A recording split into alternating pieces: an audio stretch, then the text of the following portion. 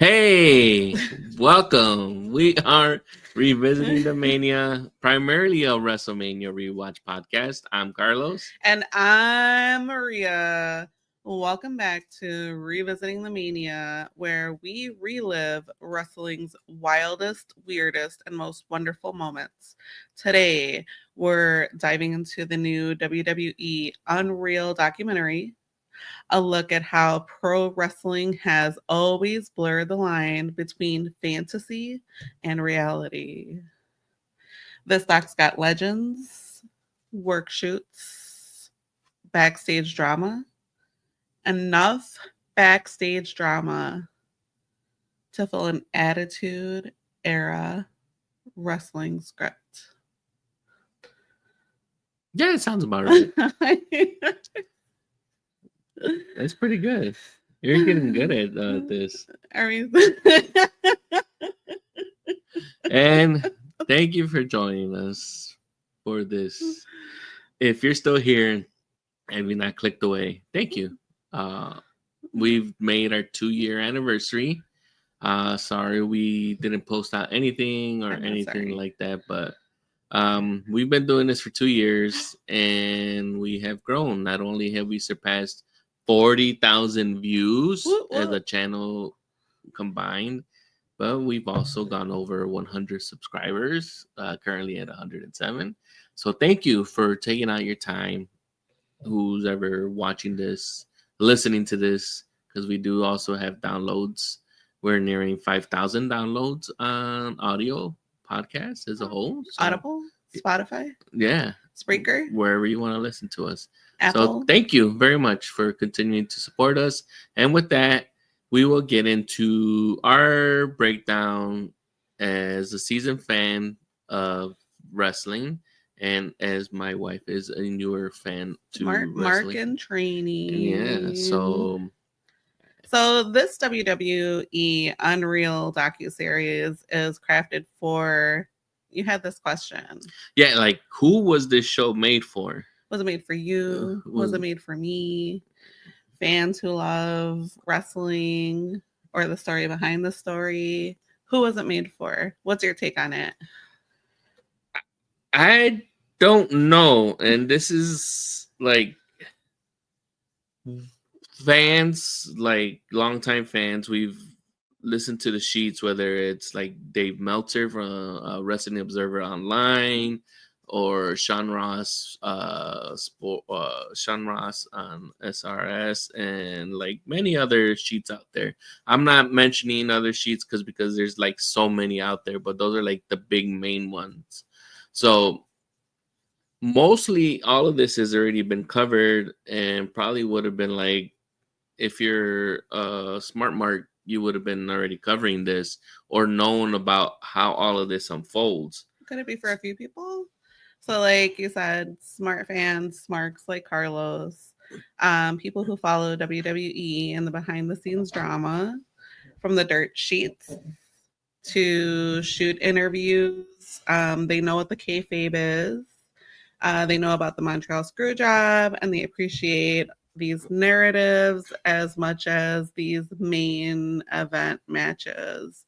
They enjoy content like Dark Side of the Ring or The Ringer, or they want like this real behind the scenes take on what's really going on.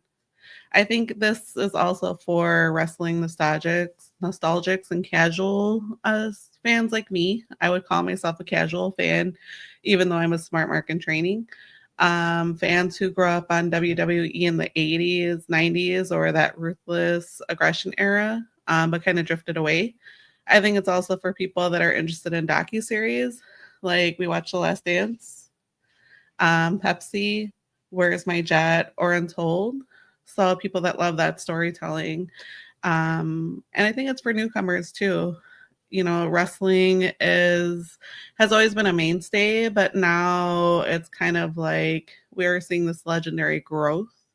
And I think it's a good time for something like this to come out. They're striking while the iron's hot. What do you think? I can see that, where I'm not sure how it fits more with nostalgic fans because mostly everything that they cover from this timeline is from when the Netflix era kind of begins, which was January 6th. Um, but it also kind of goes back to the Saturday night main event that they have in December. Right. So I can see where you have your note where it's to bring in the newer casual uh, consumers of the product. Mhm.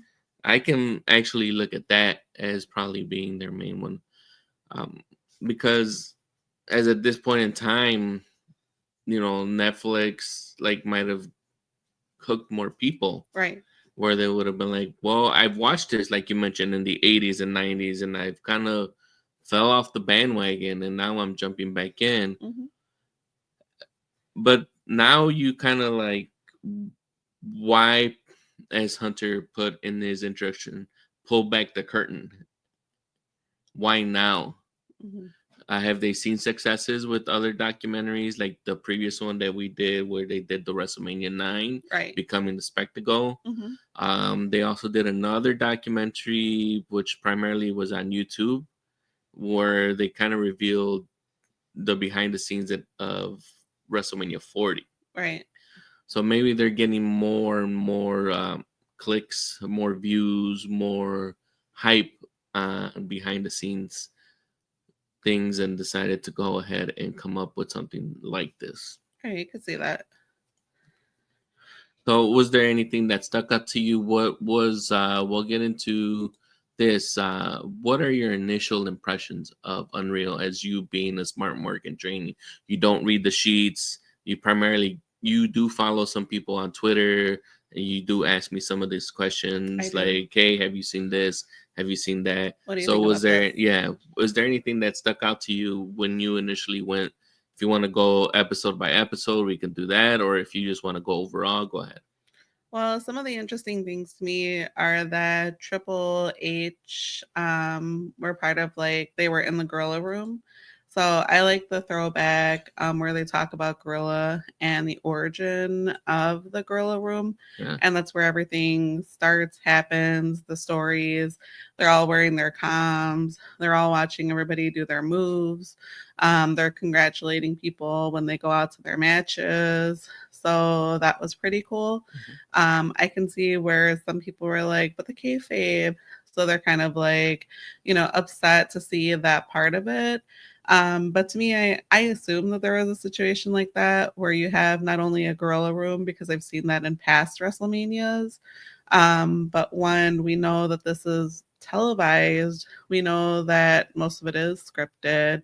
So it was nice to see the behind the scenes of how they put on this really big show, because it is a big show.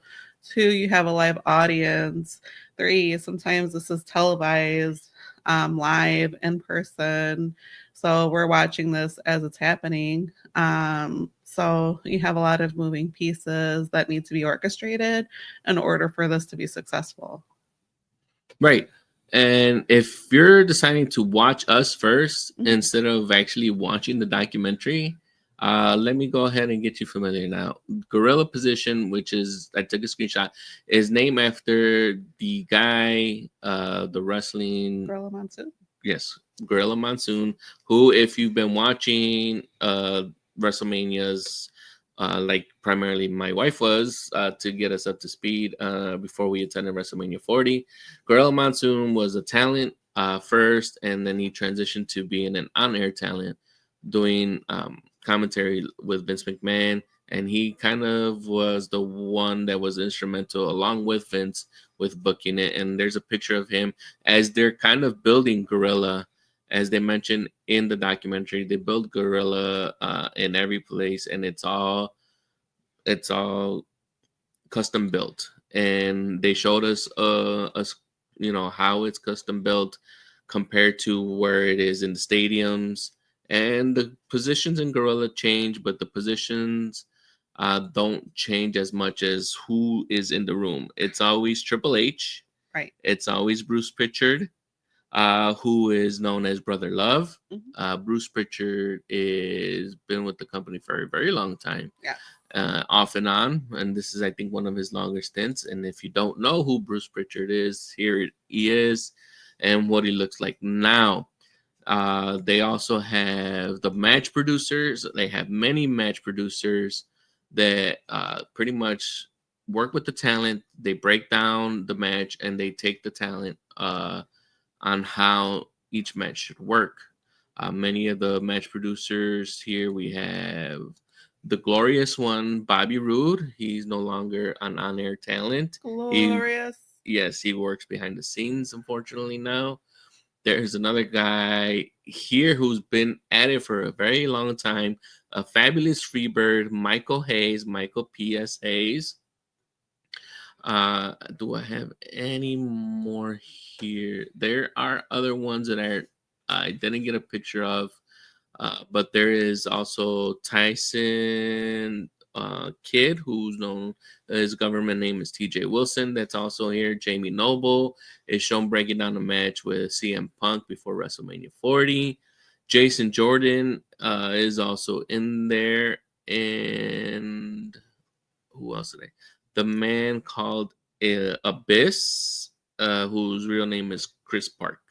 And if there's other ones that I missed, please feel free to drop it in the comments. So this was created by. Have you watched The Ringer?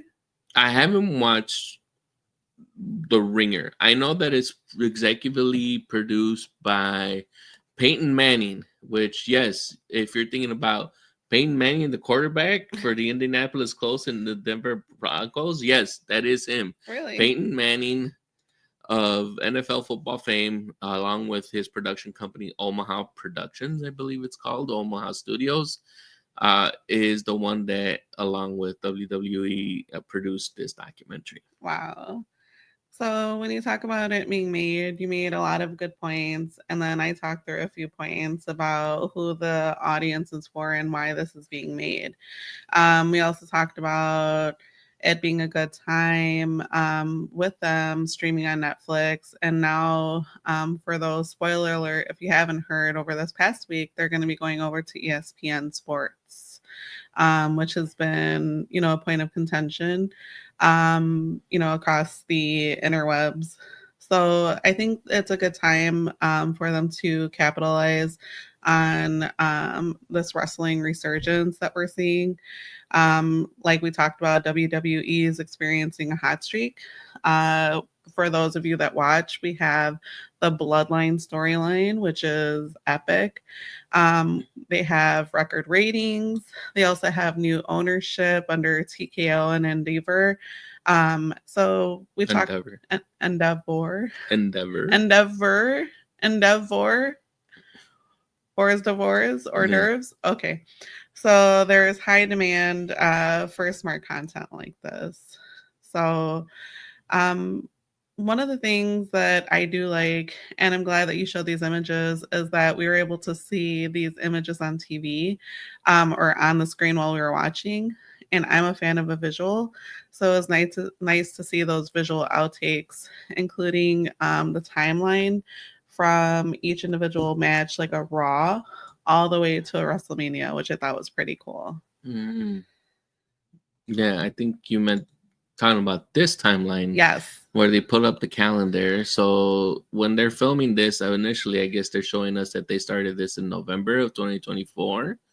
But actually, the earliest thing that we get here is the Saturday night's main event that took place in December 14th of 2024, because that's when they have that match with Cody and Kevin Owens, and where he ends up doing that spike pile driver. That's kind of, or that small, or the package pile driver is what they call it. And they start in this episode, the first one, which is called A New Era, which leads up to the first Raw on January 6th of 2025, which launches the Netflix era onto the WWE universe. Okay. So you're talking about the first episode. How many episodes are out? Was it 4 or There's a 5? total of 5 episodes. Each one has, I guess, their own type of theme to it. Okay. So the first one, like I mentioned, is called The New Era. The second one is called The Push. The third one is called Worth the Wait. The fourth one is called Heel Turn. And then the fifth and final one of this I guess you can call it a season, Right. Is WrestleMania, because they have already said that they are going to be coming out with future. I guess they're getting renewed by Netflix, and I'm shocked, and I'm not shocked. Is what I meant. That they're doing so, and they're gonna come up with future episodes already. And like if you go into the Netflix one, it says new episodes coming next year. Nice. So we have 5 to start out in 2025. So setting the stage, new for a new era, episode 1, the road to WrestleMania and WWE's debut on Netflix, like Carlos just mentioned. A few of the highlights that I saw were the behind the scenes of WWE's strategic pivot, like you were talking about, after Endeavor's and TKO's merger. And there's a shot of the writers' room where everyone gets together with Hunter, just so you can have some background while you're talking about that. Well, I have a question. Was this the same writer's room where Edge was falling from during that one match? That might not be the writer's room that you're thinking about. Okay. That took place on WrestleMania 36. This is from their studio or from the office in Stamford, Connecticut. Right. So the one where that one might have been filmed would have been in Florida. So we see this. Also, we see Triple H, who's basically the head of, what's his official title? His official title is the Chief Creative Content Officer. I mean, he is the face of WWE. We see his... Yeah, he is primarily the face they put forward, even though he's not the CEO like Nick Khan. But whenever someone has a problem, whether it's the ESPN deal, if it's the way a match started or a way the match finished or something, they're always like Triple H, Triple H, Triple H. So he is undoubtedly the face now that Stephanie is no longer in there. Of whenever you have a problem, or if you love the way something is booked, then Triple H gets all the credit. And which we do see Stephanie on occasion, like she's still there. And then after watching this documentary, I think I was a little surprised that he was so involved in every match. So I was a little surprised. I figured like at the top that maybe they come in every so often. Maybe they'll do like a spot here and there where they come in during like a match or something like that for nostalgia. But I was surprised to see that he was like so very involved in the match. So were you surprised, or did you kind of figure? No, I kind of figured that it'd be like that because he learned from Vince. Okay. And Vince was always involved in the writers' room, and talking to all of the writers, which we get a little bit here.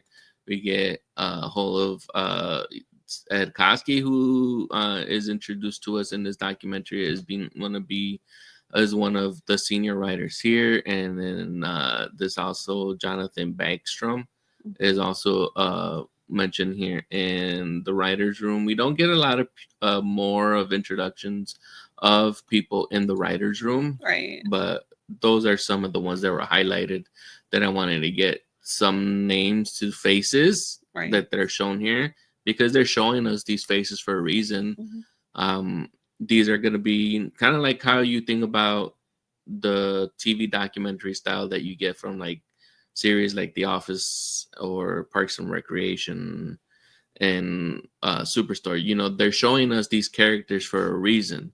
They're showing you the names to these people for a reason, so you could get familiar. So when they're doing more of these episodes in the future, you're already familiar with them. Like, hey, that's Michael P.S. Hayes. Hey, that's Ed Koski. Hey, that's Bobby Roode. They're introducing us. Oh, I know who Bobby Roode is. Right, but for like the people, like now when you see him on TV, you're gonna be like, hey, that's Bobby Roode, or hey, that's Chris Park, that's Abyss, who's worried in the first episode that the CM Punk and Seth Rollins match on the Netflix era is going over, so he's actually apologizing in real time to Bruce Pritchard because they're going over time, and he's always like, I'm sorry, we're trying to cut it because the timekeeper, they're trying to say that they're going too long, and everyone, we weren't the only ones, but everyone assumed just because they're on Netflix that they had all the time in the world, that matches will not be cut short, right, or matches won't be going long. But they still are kind of holding on to keeping the Raw show kind of like at the 2:40 to 2 hours 30 minute to 2 hours and 40-minute mark, which I can appreciate, because after 3 hours you probably have lost me, and if it's been a long day, you probably lost me after about, who knows, sometimes even 15 minutes. Something about the sound of wrestling that likes to lull me to sleep. What I do like is seeing the evolution for Triple H. So if you've been a long time wrestling fan, or if you're like a smart mark in training like myself, casual watcher, then you'll recall a Hunter Helmsley, was it? Hunter Hearst Helmsley, in his Renaissance garb when he first started wrestling. So like, what a transition from him being a wrestler in the ring to now being like creative director over these matches. So that's pretty impressive to see his trajectory from beginning to like now. Now you talk about, you still refer to it as Renaissance garb, but we have been watching the Buccaneers show on Apple TV, so I'm surprised you didn't reference it being the Buccaneers garb. And you watched also Downton Abbey. I have a throwback to the Buccaneers and the Gilded Age. So, but go ahead. Oh, well, I imagine that if Hunter was on a ship, or one was on a ship, you'd be wearing what he used to wear when he first came out as a wrestler for, what was it, WWF, now E? Yeah. Thank you. I've learned something. So we get to see the stars prepping for WrestleMania 41, especially Cody Rhodes, which I actually enjoyed to see, like his background. Yeah, Cody Runnels, you mean? As we got everyone's government name. And if you were watching this and you were wondering what is John Cena's real name, it's John Cena. It's John Cena. John Cena. His stage name is John Cena. And he goes by John Cena. I really enjoyed that part. So, yeah. So seeing like them build, like trying to have you connect with Cody. They show you his wife Brandy. Yes. They show you his daughter Liberty. They show you a gingerbread Shawn Michaels ornament, which if you didn't know, that Sweet Chin Music was called Sweet Chin Music because Shawn Michaels is a real gingerbread man. Aww. You'll find out in this documentary. That's really cute. If you want to go ahead and watch this. We get, like I said, introduced to other talents that are part of it. We get the introduction to Charlotte Flair. We get the interview from back in 2008. Then really young Charlotte. And we get her government name, which is Ashley Elizabeth Fleer, also known as Winky, and their stage name Charlotte Flair. So I have a question for you. So do you consider this, like, we have these different generations of wrestling, do you consider it a new era, or is this just WWE repackaging, using the same playbook? What do you think? Well, with this pulling back the curtain, to quote again Hunter, this is kind of a new era. They're kind of introducing us to what it takes to produce a show from beginning to end. The beginning being plotting it out. How are we going to get this person over? Whether it's getting Jey Uso over, whether it's getting Cody Rhodes over, whether it's getting John Cena over, Rhea Ripley, is from so on and so on. What it takes to get a character from point A to point B, the end point, or wherever they needed to go. Right. So we get that here. Mhm. So it could be the title can or the beginning episode can be taken as the beginning of them showing us what it takes, or the beginning of the Netflix era, depending. But with this documentary, that's how I'm taking it. This is the beginning of them showing us what it takes to get a show off. So I have another Yeah. question because I've been watching these extra old episodes up until now. And one of the points of contention for me is seeing these like really rough, fun, raw wrestlers back in the day, just like toughing it out and wrestling. Does WWE lose anything by becoming more polished and more mainstream? Well, let's get to this next Chiron here. So this is getting to the storytelling and the match production breakdown. Do they lose anything? Well, it just all depends how you think about them losing. Like, I know a lot of people, especially our friend of the podcast, Raymond, was worried that this would break kayfabe, and I feel like kayfabe, which if you're not sure what kayfabe is, and you're using us to get to that type of knowledge, thank you very much for choosing us and listening and hanging out. And if you haven't subscribed to us. Yeah, leave a comment. share, like to see. Share with a friend. Leave a 5-star review if you haven't done so. So kayfabe is pretty much like a taking of a carnival pig Latin type of thing, where it means fake, or the storyline they present via the character, the gimmick that the talent is using.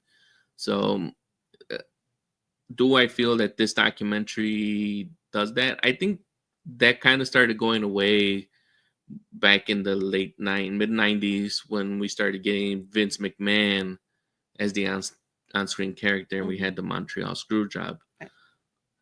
They kind of started blurring the lines, and we started getting wrestlers using their government name, like Scott Hall and Kevin Nash, right, and John Cena. Shout out to Kevin Nash. So if anything, this is probably maybe we'll get more people going out there, and as some people refer to as fantasy booking. There is a lot of e-games, like people who use like the WWE 2K series or a particular WWE game to create their own characters and create their own storylines, like that whole Nighthawks thing that Nate used to be a part of. So you think this is an opportunity?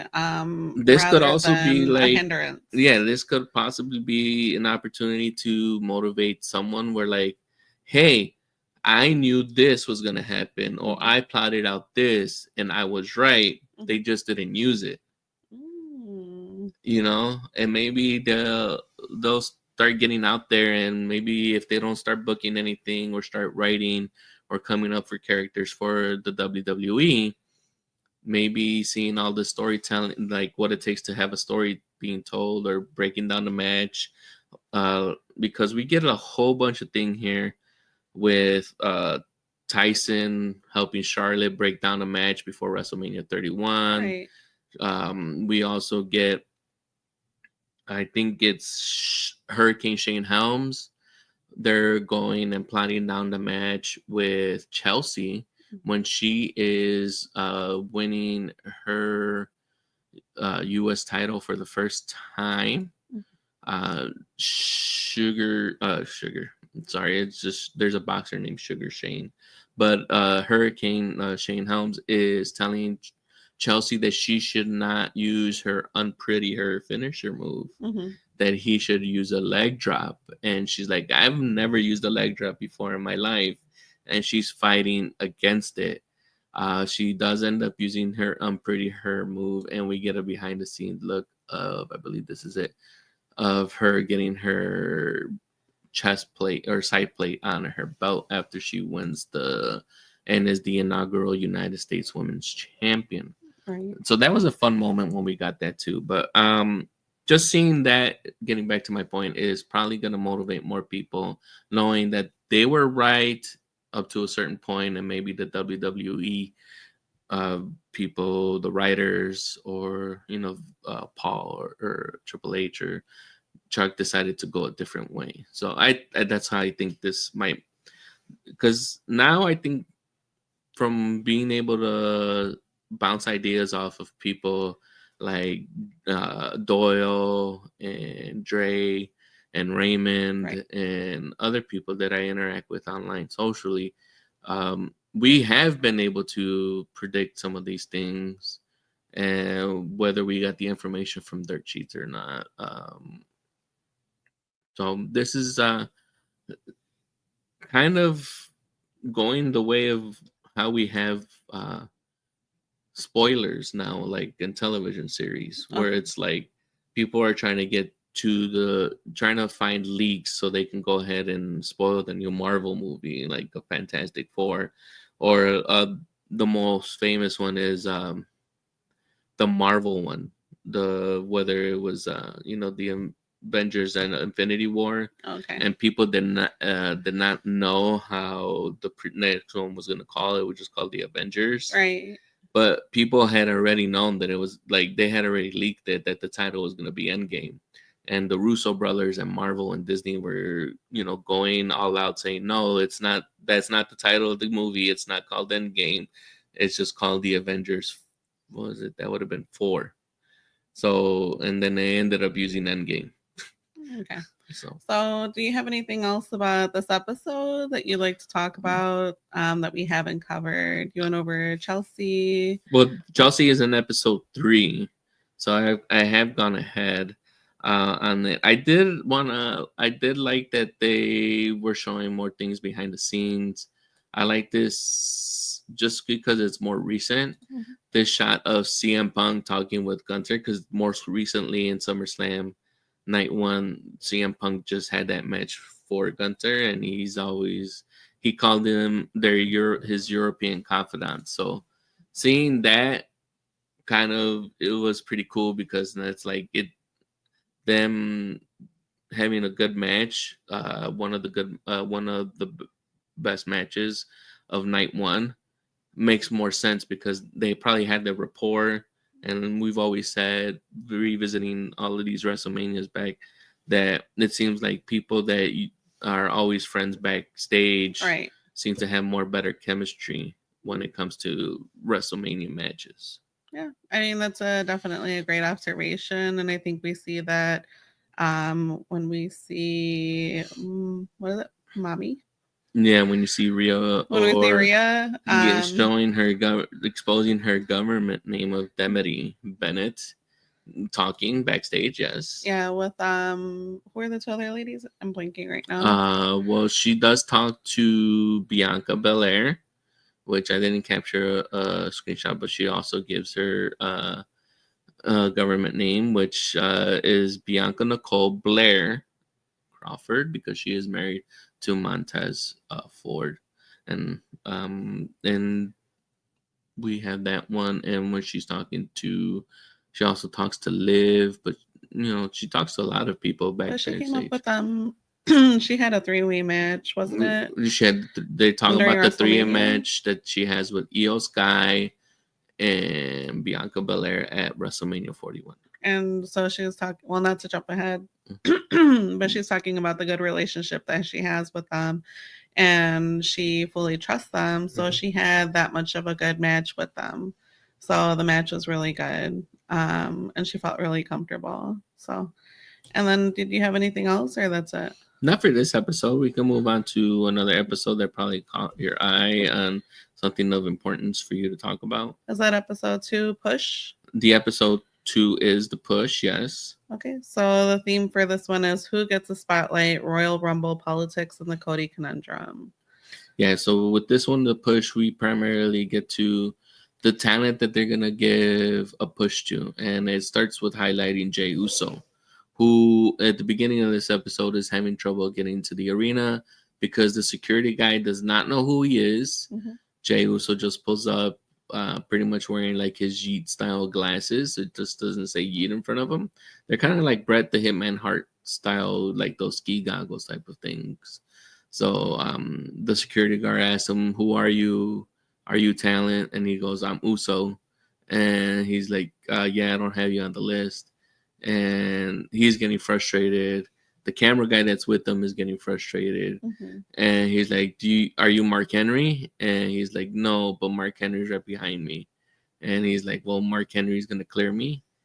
Is he gonna clear you? Yeah, is he gonna clear you? He's like, yeah, Mark Henry knows who I am. Yeah, I relate that moment to if anyone's ever seen this interview with Jennifer Lopez or J-Lo when she's walking down her old block and she tells this older gentleman, I used to live there. And he's like, okay. And she's like, I used to live there. And he's like, who are you? So it's one of those things where it's like you may think that you're like this all-star or amazing, but it's a very humbling experience because not everybody knows who you are. And for sure that security guard was like, and who are you? Like, I need to know who you are before I let you in. So it's just us. Oos. I'm not sure why they showed that, but it was kind of interesting to see. I think it was just mostly to see that Jey Uso gets hot. He becomes this big, unstoppable talent. He wins the Royal Rumble, but the security guy had no idea. But if you were probably to show him a picture or ask him if he knew who Hulk Hogan was, or maybe even Cody Rhodes, right? He would have been like, "Oh yeah, go ahead." Possibly. So I think that's pretty much what the purpose of that particular one was the beginning for. So a few highlights of this episode, we get to see more of that creative room debates on Royal Rumble winners. We also get to see Cody Rhodes defending his title and managing expectations. What did you have any comments about those? Or I think the highlights on here is just like I mentioned, they go back. They talk about the Saturday night's main event between the match between Cody and Kevin Owens, right? And then they also that's when they talk about having the use of the package pile driver, and them talking to Jey Uso a lot because they're really thinking about giving him the push, quote unquote, as is here. Michael Hayes, who seems very, even though he accredits his wrestling knowledge and the storylines that he's put together to God, I just put it into all of his extensive knowledge since he's been wrestling back into the like late 60s and early 70s. Right.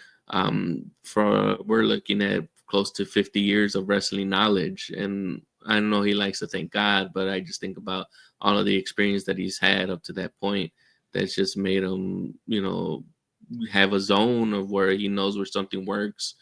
When he looks at somebody, he just knows what type of gimmick and character they should use. So I like that you say that because, like, I can appreciate. He's like, I give credit to God, right? But also, like you said, that's that season experience where you're so good that you know what looks right, what's hitting right, and what moves are good, and what the fans are looking for. So good. So he's, he's all like Jay, and around this time, I remember like a lot of people were like, Jey Uso's not gonna win. We had already had Jey Uso win the Intercontinental Championship from Gunther at WrestleMania 40 the year before, and people kind of got tired of having Jey in there. Or it wasn't Jey that beat Gunther; it was actually Sami Zayn. But he had beaten Braun Breaker. That's who he had beaten, I believe, at SummerSlam of last year. So I have a question that might be contentious. Go ahead. Jey Uso, we talked about his growing popularity. Would you consider him the people's champ? Right now, yeah, he probably would be the people's champ. Or maybe after the events of this more recent SummerSlam, it may be still John Cena. And we can get to that a little bit later. I do like that they show him at home with his son. So that was just nice to see, like, Oh, he's traveling on the road with his son. right. Yeah, they show him and Jimmy at a stopping off at a bowling alley, and him and his son just palling around and just going on the road. So that, like you mentioned, was a very nice tidbit to see, because we do get glimpses of his son. I believe he comes out with them on a few of the matches, I think, as well. So I have a question, because we see, and I've been watching the Usos together as a tag team for quite some time. That's what I've known them as for a while. Do pushes feel earned anymore, or do you think they're constructed to serve corporate branding now that we see everything getting a little finessed? I think the one instance of it being like organic or more of something that might have happened because of the fans, right, would be the Daniel Bryan push that we got at WrestleMania 30, the Kofi Mania push that we got later on at WrestleMania. I believe that was 34. right. Most recently, Like, probably, especially when they let him go, like the people, the fans, y'all, us, you want what you want. Yeah, when R-Truth was recently released, and there, I think, being part of the internet wrestling community and the dirt and getting next dirt sheets and things like that, there's been a strong minority that's been, not for the Yeet movement, So I'm very happy for Jey. I've always thought that one of them would make it. I thought maybe more Jimmy, as he is more technically sound. But when a gimmick hits, it hits. And like, I think Hunter's the one that says it, is like, we're going to put the gas on him and we're going to push him and we're going to ride you. So that's what they ended up doing, because he ends up getting the rocket, and they ended up having him win the Royal Rumble at the end of this episode too. We also, the end of this episode, that they say at the end of this episode, right, we also get the coverage of the Cody versus Kevin Owens ladder match, which was a very fun match. And there, you could see, like, they're talking through all the spots. They're about 15-20 seconds ahead. They're telling the production booth of when they should pan or pan out to keep both of the wrestlers in view, when they should get close. So it's fun to see that. But we also get to see the things afterwards, like when Kevin Owens comes back and he apologizes at the end of the match to Cody because of a particular spot on the ladder. And Kevin he's bleeding. He doesn't even care. No one's attending to him. But he's apologizing to Cody because he gave him a bad hit. And Cody's like, as long as I'm able to walk and talk and still come out here, I'm okay. We're gonna be okay. Right. So with this, we also get a very touching moment, and I'm not sure what it is that actually wanted them to show it, like if it was more like to have us endear ourselves. But they do a cutback to a WrestleMania 40 of when they first put the belt on Cody Rhodes. And Cody's talking about how he misses his dad, and how his dad came up on hard financial times. Not to be confused with this promo Hard Times, but Dusty ended up selling a lot of things to keep his family and his promotion afloat, which and one of the items was a Rolex watch that he was very fond of. Bruce Pritchard and Triple H were actually managed to locate the man he sold that Rolex to, buy it back from him, and gift it to Cody on the night that he beat Roman Reigns at WrestleMania 40. So I think that was another touching or a good moment. Very thoughtful. Highlight. So we see a moment where John Cena is passing the torch over to Cody. Do you think that Cody is considered or could be like the next John Cena, or do you think it's just a different, like he has a baby face? No, they mentioned it in the thing that when Hunter is talking to Cody at the end of a match. I believe it is at the end of this match that white meat babyface, and they're gonna ride it all the way until it can't be ridden anymore. Mm-hmm. And Hunter's like, yeah, I don't think it's going anywhere anytime soon. Right. And I think he's right. As much as people just like myself are ready for that Cody heel turn, yeah, there's still a lot of things that happen that we see broken down in this documentary and in real life, because it's also mentioned in the last episode of when John Cena's breaking down his match with Cody Rhodes as well. So if you want to move on to the next episode, or we can just jump around to episode 3. Episode 3, Worth the Wait. Worth the Wait. And this opens with, like I mentioned, Bianca and how she's talking about how she likes to roll out her braid and make it thick. So the theme for this 3rd episode is the woman's evolution. So the woman's evolution continues. And we have, like you said, Chelsea Green. Mm-hmm. And we get to see, which I thought was pretty cool. She shows what she would wear to like WrestleMania with all her mm-hmm. face all over her gear, mm-hmm. Which was pretty cool. And she gets an opportunity at getting a title shot after years of reinvention. So I thought this was pretty interesting because we get to see like her rise and her consistently working to see where she, like, I think she buys so many tickets for her friends and her family. I think it was a total of 15 tickets for in Canada? Yeah, for the event that they have her in hometown in Canada. That she does not make the card for, so she feels sad and kind of disappointed that she does not get into that card after she invited 15 of her personal friends, close personal friends, and her family. But she eventually, like the title says, Worth the Wait, gets trusted to have the first ever, to be the holder of the first ever U.S. Women's Championship, which I showed earlier in this video. We also get to see Charlotte Flair returning after her injury. Mm-hmm. We get to see some sentimental moments of Charlotte at the hospital going in for surgery with her father, Ric Flair, and then talking about getting those nerves back and the other wrestlers champion around her once she goes in her first match. Mm-hmm. So that's not something we really think about when we're watching wrestling as like a form of entertainment.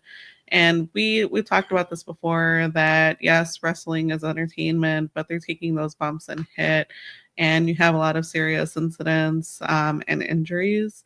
So it's interesting just to see someone, whether it be Charlotte or even a Cody in other episodes where they talk about taking these hits or hurts and then going back into the ring to wrestle. So with her losing that confidence and having to work on rebuilding that confidence over again was pretty powerful. Mm-hmm. So just one of those reminders that if you do get knocked down, get up again and keep on going. Right. So we get a lot of things like that with little. Yeah, we get to see some like real backstage mm-hmm. nerves from a lot of the wrestlers in these different episodes. We also get a little bit of, I guess, something I never thought I'd hear Triple H say is he has a quote from Maya Angelou. It's more of a condensed version, but the actual thing he said, the actual quote from Maya Angelou is that people will forget what you say, people will forget what you did, but people will never forget how you made them feel. And that's pretty much how he's describing how the wrestling business is. Right. Like, so that's interesting that he able to pull up that quote. And this pops up here and there. Like, for example, we see Cody and he is waving to John Cena fans, and he mentions, he's like, they're wearing John Cena gear. He's like, but am I not going to say hello to them? No. He's like, I'm going to say hello to their whole family, which is like, of course you want to say hello. You know, it's just like, you make those fans feel good. You make people feel seen. They're going to remember you. Yeah. So with this episode, we also get more information. I am not sure if you ever did know this, but we get information how Bianca makes her own ring gear. Yes. Yeah. We had the chance to see that when we watched her and her husband's show. Yeah. But we get to see some takes where her ring gear is a like safety pin. She's sewing it last minute. She's set up all night. And we've seen her outfits. They're gorgeous, they're detailed, they're delicate, or strong enough. I think the thing that I was like very surprised about is that one, she talks about her long braid being a statement, and her husband saying, hey, like make that your statement. Not a lot of people have like the one braid, but also that her braid is so thick, one, that she wants to make it so thick so it makes a sound. So you get that signature slap, and then also that it's so strong.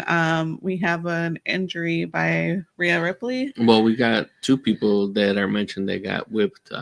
This particular one, they have the elimination chamber match and Liv is the one of the recipients that gets a nice welt over her stomach, right. But Rhea Ripley does end up getting getting a welt at the WrestleMania match that she has in the Triple Threat one. Yeah, that was like very interesting for me to hear. But I'm a big fan of Bianca. I don't know how you feel about Bianca, but we saw her in the Elimination Chamber, and she's just like really strong and a really good wrestler. And I'm a big fan of her. Yeah, since we're talking about the chamber, we'll just go ahead and go to the next episode. Oh, you don't want to talk about I do have a question. Yeah, go ahead. So now that we see, we've come a long way, right? As far as women's wrestling, do you think, as far as like earning it, do you think that's a different look for women and men in WWE at this point? Or what do you mean? Do you think like they're like going in the ranks, like their trajectory is very similar at this point? That's what it seems like to me. I still think that there's still a little bit of work to do when you're kind of like booking the women talent and booking the men talent. One point of example is that I can point out is the Dominic Mysterio angle with, first it was Rhea Ripley, and that it came off like she was manipulating it, but they kind of and that's how she took him away from Rey Mysterio. Right. But instead of trying to be like, it's kind of like I guess more of a plotted or like mastermind type of manipulation. They had the angle be more where it was like kind of sexually driven. So, and that's pretty much how it's been plotted out for Dominic Mysterio. Every time he's been turning, it's not because he's being manipulated mentally, right? He's being manipulated by another type of organ, so. And then I have another question. So with this episode, Charlotte's legacy, do you think her return is a crutch, or an anchor? What do you mean by crutch or anchor? Do you, as far as her return, from this injury, do you think that this injury stopped her trajectory of going up and becoming so super hot? Or do you think that this kind of pulled her back? No, I think her injury kind of helped. It helped in two ways, but it wasn't. One was because it took her out of our heads, because as she mentioned in the documentary, she's kind of almost had an Undertaker streak where she was at 10 WrestleManias in a row, kind of. So she had this break even though she didn't want it, but it made you kind of forget that Charlotte was there, because we had Bayley and Io and Rhea Ripley and Becky Lynch in those matches at WrestleMania. So when she was finally coming back, she kind of had that babyface heat, welcome back, when Hunter got hurt and he had that good babyface heat. when he came back. So you were thinking that that was kind of gonna happen, but the way it ended up happening is she comes back, she wins the Royal Rumble, and everyone in the back is happy for her. You know, when she wins the Rumble, everyone's there clapping for her. Right. You see EO, you see the interviewer Kathy Kelly, you see Mm-hmm. Zelina Vega. If they weren't happy with her, they wouldn't be there to clap for her. You know, Nice. Right. so but um I think a lot of us in the wrestling community felt that she probably shouldn't have won the Rumble, and it felt like it was something that was handed to her. Mhm. I could So say that. So, eventually everything starts changing, and that's, I guess you could see that that was kind of like, would you say, as if this was an anchor or what? yeah, like, is it a hindrance? Is it I holding her think that back, or did it help move her it forward? didn't help move her forward with the audience, Okay. but maybe seeing how she felt with this documentary, maybe that would help endear her more and kind of get that baby face heat back, even though she already has a whole bunch of it right now, Right. currently with her tag team with Alexa Bliss. Nice. All right. So we are going to take you, the audience, and of course ourselves, because we're just about to talk about this, to episode 4, Heel Turn. And the theme of this episode is manipulating audience loyalty, the art of betrayal.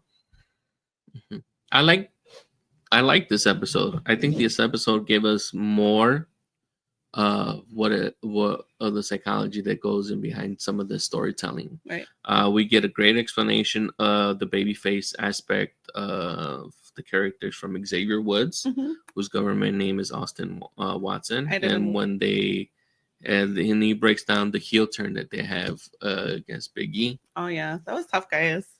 Yeah, and the other one I like is whoever's talking to is when Michael Hayes once again is talking about how it's great to be a heel and how he liked being a heel, and they do like a little cut montage of, you know, some of the good heels Mm-hmm. that have been in the WWE, like the $1 Million Man. When Rocky did his Die Rocky Die promo when he joined the Nation of Domination, Right. and the famous one, though everyone talks about, whether you're a newer fan, especially if you're a newer fan, but also a longtime fan, is when Hogan joined the NWO back at the Bash at the Beach. Good call outs. So this season shows us the creative breakdown behind a major heel turn. And were you a fan of the heel turn with Xavier Woods? Yeah, I Like, was a big fan of that because that's how the New Day started, when they started their whole faction. they said they They started off as a heel for about 10 months, is what I saw. Yeah, they started off as a heel, and everyone's like, "Oh, you finally turned the New Day heel." But no, that's how they started. They returned. They returned just like many other people who started off as heels return. Like, I guess you could say Hunter started off as a heel, kind of because he was that Connecticut blue blood, and he eventually, they all regress to be heels once they start off as heels. So Well, we also get to see the Rock's return as Hollywood heel. yeah, he was the people champion, and now he comes back as the final boss. And his manipulation over Roman Reigns' legacy. Not only Roman Reigns' legacy, but we also get against John Cena's legacy, because this episode gives us the behind the scenes of the Elimination Chamber match. Yeah. Pay-per-view that took place on March 1st out of, I believe it was Toronto. That's pretty cool. So we get them doing play-by-play of the heel turn and them breaking down the return of Jade Cargill and who injured her and how they all set it up, and they're all telling you the beats until Jade shows up, how the beatdown's gonna happen, and when the Jade Cargill is gonna slam the door on her. And not only do we get that, but we continue getting the breakdown of the Elimination Chamber match. At the end, we see Hunter giving Bianca Belair her roses for doing such a great job and selling the beatdown that she's seen of her friend Naomi without any context of why she's getting beat down by Jade Cargill, because we get that explanation, I think, the next episode of SmackDown. We get to see the reason or how John Cena turns heel when they asked him about it. And he talks about wrestling as like a passion for him, which is always like pretty cool to hear. Is like, I would still be wrestling, but as far as my body, this body can't keep wrestling. So this is his like next trajectory in his career. Um, so what do you think about I know you're not really a fan of John Cena. No, I'm not a fan of or his wrestling. Yeah, but I like the heel turn, and I like that eventually he does win the title as a heel. Right. What I don't like is what happened recently in SummerSlam. Is the night before SummerSlam, we kind of get a full commitment to John Cena being a face, and then the next like few days afterwards, John Cena comes out with his whole fanfare, running down, throwing the towel, and everything that he did is John Cena as a face. Were you satisfied with the pin in the win during SummerSlam? Because not this recent. No, I did not like it because it kind of solidified that John Cena only won his 70th title as a heel. So I didn't like that it went that way. Like if he had defended the title a couple of more times as a face and lost it to someone that's being a heel, that probably would have been better for me. And that was like the whole thing that I didn't like because the turn seemed so close to him dropping the belt. I wish we would have had a better finish. And then I was really like disappointed that they brought Brock Lesnar back. I was actually complaining about this like several days after the event for whomever was interested in hearing or whoever asked me what I thought about it. I was like very unhappy with his return for multiple reasons. So I'm like, we haven't seen him in over 2 years, and I'm still upset, which I still rant to you about this, is that he defeated Undertaker, and I'm tired of his F5s. So more of like an F you to him. But I'm getting off on a tangent. So and that's what we like to do. Go off tangents. With this one, we also get that breakdown, like you mentioned, of John Cena turning heel at this after he wins the Elimination Chamber. And according to them, they only had 5 people that Hunter talked to approve this John Cena heel turn.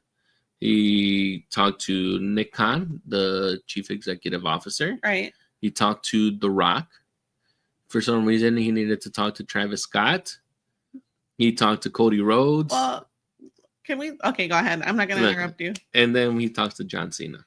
What did you think about them thinking Travis Scott was going to be like a pop for wrestling? And if you were a fan of Travis, was he like a big... He was a pop, but then eventually you're like, why is he getting involved? Because he had no affiliation with anything wrestling, and now you're throwing him into a storyline, like being involved with The Rock, this final boss, wanting Cody's soul and things like that. So I think that was the main problem, especially when you get to WrestleMania 41. Right. Because everyone expected The Rock to be there, and The Rock was not there. We only get Travis Scott getting involved in that match. So that's the pretty much the direction of... Well, I have a question for you. So, and you just talked about this briefly, but why are heel turns more effective now that fans are like in on it, do you think? They're the most effective if they're able to keep it a secret, which even though they managed to keep it a secret internally, we all read the tea leaves. We all saw it happening. It had to happen, especially me, because I'm like, John Cena has been trying to win his 17th championship since 2023, and he has been failing at every attempt. And like, it would be nice, or it would be kind of I don't want to say ironic. The word is escaping me, but I think it would be kind of a cool thing if the only way John Cena won his 17th title would have been him turning heel. Oh. Him, in this instance, would have been selling his soul to The Rock to get it, you know? So no, like we're on the subject of The Rock and his like return, which I think all of us were excited to see him, you included, right? Do you think he is reinventing himself, or is this just like a finessed version of Rock, like Rock 2.0? I just think it's more of an exaggerated type of thing. Like, this is probably how The Rock would be If he was still like going, he was still going in wrestling. Like, eventually The Rock character would have to keep finding ways to be an asshole. So with that, I have another question. So the WWE uses heat to drive attention, right? Mm-hmm. Do you have any issues with character consistency? You talked about this a little Sometimes while I ago. do. I think it's. Like I with the think it's Travis one of. Scott I think it's one of storyline. these things where it's like you're introducing me to a character, to a gimmick, um, you know, and I think if you're saying that they're a white meat baby face, that they shouldn't have heelish tendencies. Like, we've seen it highlighted here, and if you've been paying attention, like Cody has done some heelish things. Right. Like, most recently, he made John Cena sign the contract. That's a heelish move, but he didn't return heel. So those are little things that I have issues with. So I guess you can say that it's kind of like, I can equate wrestling, I guess, to say that it's kind of like a Dungeons and Dragons or a Magic the Gathering thing. Mm-hmm. Like, you have these particular set of rules. Mm-hmm. You should follow these rules. Right.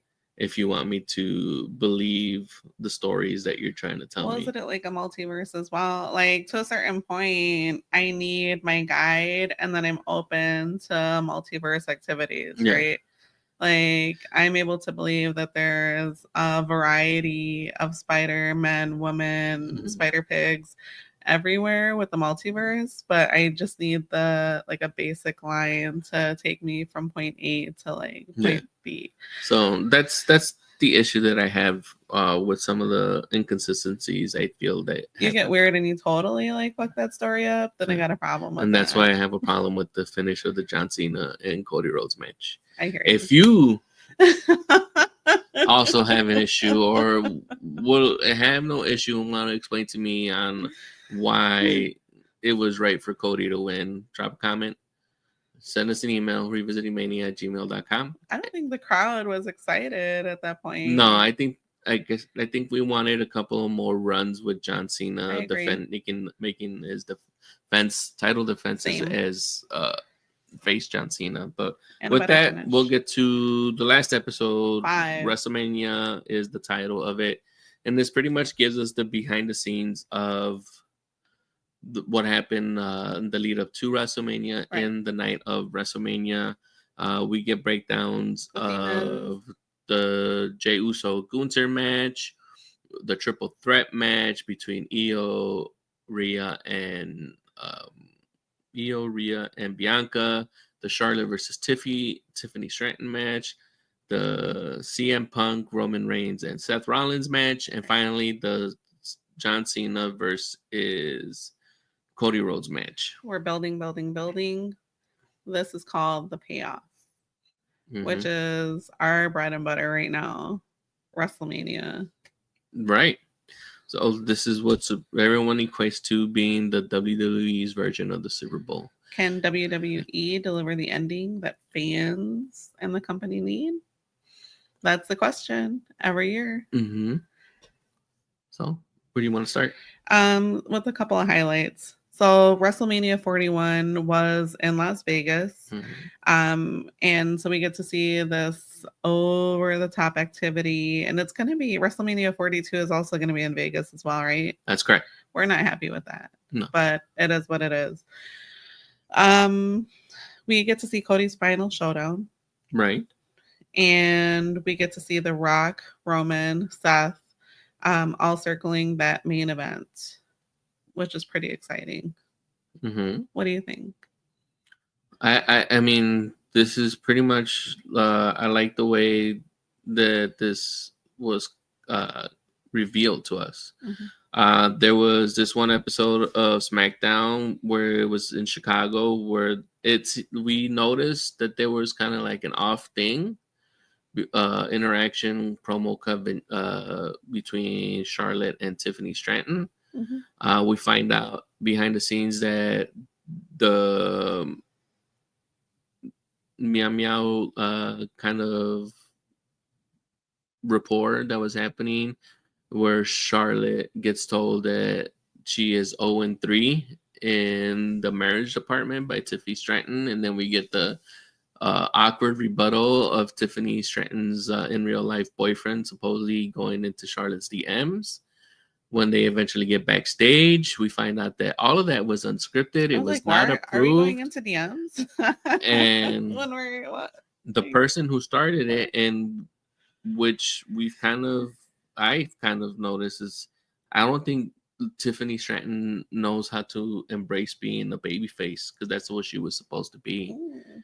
And if you press her, that little cattiness comes out on her. And I think we got a little peek behind the curtain on what might trigger her. Well, we hear Triple H say, like, hey, that's not how we do business here. And you need to go apologize to Charlotte. Find her and apologize to her. So I think that was appropriate.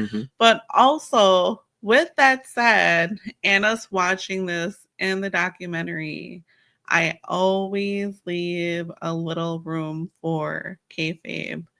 So my question is this part of the storyline, or is this what they want us to believe? No, I think this was like, is this what I mean is, like, is this a legit thing that happened? Because things happen. We've heard these stories before, right? We've heard the whole Macho Man punches Hulk. You know, we've heard, why does Hulk have a big black eye? It's because Macho Man beat him up. You know, did he hit himself on a boat while he was jet skiing? Sorry to bring back the old school, but that's like one of my favorite stories.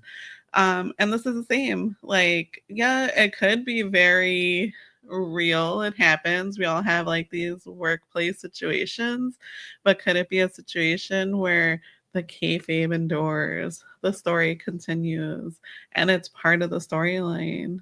So TBD. I think the only one that I think this one was real. That was they went off. Tiffany. She went off script. Tiffany especially went off script because she was probably losing to Charlotte in that promo battle. Right. And that one for sure probably was not kayfabe. The one that's probably kayfabe and that everyone's still eating up to this point is the Seth Rollins and CM Punk Kate. I think that one where and Punk talks about it. You know, that he was some kid, 16 years old, who wanted him to train. Seth Rollins wanted CM Punk to train him for free. So I think that one's a real like work kayfabe, like, and they're just maintaining it this whole time. But it does get highlighted here, and I like it. The only thing I didn't like about that match, if we're getting into it, is that Paul Heyman ended up leaving Roman Reigns and going to Seth Rollins. But I won't get to that because I'll just leave that for our WrestleMania 41 revisit whenever we get to that. Okay. But is there anything else that you want to go over here? Yes, I have a few questions. So this is all the lead up to WrestleMania 41. Does it feel like a new era was brought in when The Rock appeared and we see the bloodline and we see Cody? What do you think? I think we did not get to anything as far as the bloodline is concerned. We got like splinter type of things, but The Rock didn't show up for WrestleMania 41. We don't get any type of explanation why in this documentary. I would have loved for that to have been revealed on why he couldn't make it, because we were all expecting him to make it, and we ended up getting Travis Scott. Bloodline wise, I think we only had the whole thing No, we didn't get anything bloodline related here. Not really. Just pieces of Roman Reigns Yeah, here just and there. Roman Reigns. And I like that. The one thing I like to point out, which is kind of consistent or which is still happening here, is that Michael Hayes. I know Paul Heyman is called the Oracle, but I'm gonna call Michael Hayes the Oracle for this one. He foresaw that if you took Paul Heyman away from Roman Reigns, that he'd be going nowhere, because they have now taken everything that made his character, that made his gimmick work, being the original tribal chief. He has no tribe, he has no Jimmy, no Jay, no Sami Zayn, no Solo Sikoa right now, and he has no wise man. He's not a heel and he's not a baby face. And that's true. He's like pretty much neutral right now. So what do you do with him? And it's very prophetic, because right now it's like they really don't know, and Roman Reigns is now he's involved into this kind of like feud with Seth Rollins, but now he's gonna, and maybe that's probably a good thing that he's kind of in a neutral state right now, but because he's gonna go off and start filming Street Fighter in about a month. So he needs to be in a neutral state. But no, I don't think he needs to be in a neutral state, but they need to figure out what he needs to do and how to freshen up the tribal chief. Maybe lose the OTC thing, because there's no other people fighting for the title of tribal chief. So why are they still pushing that he's the original or the only tribal chief moniker? Okay. So with that, how long has Triple H taken over creative control? How long? I believe it's been since 2022. That makes sense. Do you think that things have been better since he's taken over creative control? I think for the locker room, it's been better. Like, they probably is more open to pivots or feedback or criticisms than Vince probably was. I hear that. So that's really what I have. And then as far as with this entire series, do you think we saw anything about like the future of wrestling, where wrestling is going, or do you think this is just revealing what wrestling is right now? I think this is both, because, and before we get to our final thoughts here, I'll answer this question. This showed us how Triple H and the crew pretty much plots out points for certain shows like SmackDown, Raw, or Saturday Night's Main Event. Like for I think it happened in a Saturday Night's Main Event where they plotted the attack to be done off camera of when Kevin Owens attacked Cody Rhodes, and he's like, "We're not gonna have a camera crew cover it. We're just gonna let our audience cover it for us." So now they're getting more social media savvy, right, when it comes to having the audience be more involved when it comes to telling stories. Okay, so we talk about, did this like unreveal or reveal the kayfabe? Did this kind of like destroy the kayfabe? So one of the scenes that we saw in episode 2 was Royal Rumble outcomes with CM Punk, John Cena. Did that kind of ruin that, like, the outcomes for you? No, they really don't go into it that much. They just throw out names on who should win, right? And they talk about, well, CM Punk should win the Royal Rumble, but I think it was one of the writers are like, no, I feel like Punk should actually win the Chamber, so he actually earns it, so the audience gets more behind him. So I like to point out that in none of this do they actually reveal or give you any hints or in front of the camera that the outcome is already known to like the wrestler. Yeah. So that is still quote unquote a mystery to us. And what we did not talk about yet, even though this was shown during this episode, we get to see I Show Speeds For myself, I did not know who this person was. He's a YouTuber and an online personality. We get to see his Royal Rumble injury. Fill-in for Tozawa. Royal Triple H. What did you think about that? I thought that kind of just went on how they've actually shown that in social media during the Royal Rumble on how it was plotted out. So I thought that was just like a rehash. But I'm glad that you enjoyed it because you probably did not get to see that over and over online. I did. I mean, if there's one thing that I remember is him getting speared. No, but I'm talking about like the behind the scenes. Oh, I was gonna say I think about it and I still remember him getting speared.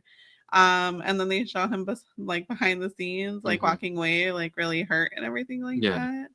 And we just got to see Jelly Roll smash through a table. So, just some like interesting things to see like behind the scenes for that. What I do like to hear is that Triple H said 7 days a week, 365 days a year, the story never ends. Right.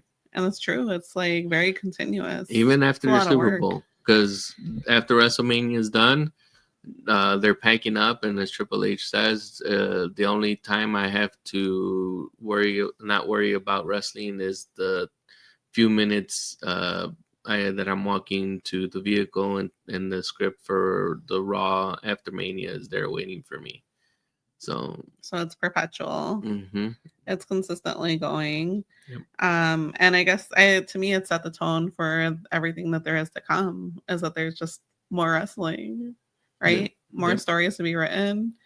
More characters to be made, more characters to be to be taken down and repackaged. As is happening now with Charlotte, like even though she was getting the boos up to that WrestleMania point, she's been repackaged and now she's getting cheers. She's a white meat baby face. So like overall, would you recommend our fans, new friends to the show that just came across this family, if we fell into your algorithm? I think if you should watch this if you have questions about what wrestling really is. Like, I know everyone says that wrestling is fake because everyone knows who's the winner is at the end. And yeah, it to a certain point, maybe that is considered fake. But as has been mentioned by Cody Rhodes' daughter, Libby, that she considers him a dancer, not a wrestler. Mm-hmm. This is all like you can say it's a interpretive dance, it's performance dance type of routine. It takes work. You have to build the characters. You have to make people care for them. Mm-hmm. Like, my wife, like me, like the 80,000 plus people that go to WrestleMania every year. Right. You have to make them care about the match. Mm-hmm. So John Cena knows, because he can tell by listening where a match should go, that this is going in the right direction and I should take the loss and Cody should go over like he did at SummerSlam. So just so you know what it takes to make a performance go from beginning to end, how a storyline begins and finishes. If you're interested in that, if you're interested in kind of building up characters and things like that, you should watch this. Or if you want to know what wrestling is about as a primer. And if you get interested, good for them. Right. But I think that's pretty much who this documentary is made for. It's not made for fans like myself who've been watching wrestling for over 40 years. Yeah, I can't believe I said that. You've aged. No. How old are you? No. But yeah, what about you? Do you feel like this is something that helped you out, you as a newer fan who didn't? I mean, did it help me out as a newer fan? Like, we all know Smart Mark in training, this gal over here, a casual watcher. Did it teach me things that were new? Like, not really. Was it fun to watch? Yes. Would I recommend that you watch it? Yes. I definitely like the trajectory, like the beginning and people's ends, them talking about their injuries and rebuilding themselves. Also motivational, like I said, fall down, get back up, keep moving, keep going forward. And that stuff doesn't always work out the way that it's planned, right? Mm-hmm. So that's what I saw with this. I like Bianca Belair, her making her outfits and seeing her like gear. I like hearing them talk about their gear as well. And then seeing Hunter, at first I thought it was like a little, cringy seeing him hug everybody, but like him giving motivation to those people that still need it, to keep on moving them and keeping them moving forward towards that end goal. So I do have a few reviews. So like from TalkSport, they gave it critical praise. They said, finally pulling back the curtain on the greatest soap opera ever made. And the Cider review said, stream it, give us a juicy deets and the almosts and the maybes that never panned out. I'm on the same page with that. We had a few skeptic voices, like from IGN. UnReal is a sanitized backstage expose. Interesting, neither newcomers to wrestling nor longtime followers is their perspective. And from Esquire, the walls of kayfabe have come down. But what does it mean to protect the business in 2025? I really just don't think it's that serious. So I think it's worth a watch. Definitely worth a revisit. I'd rewatch it again just to get all the stuff that I missed. Okay. That's what I got. Oh, and as always, since we're recording this, if you ever have any questions, if you know what content we're putting out, you're always free to email us at revisitingmania@gmail.com or drop a direct message and Instagram, Skype, Blue Sky, Threads, Twitter at Revisiting Mania.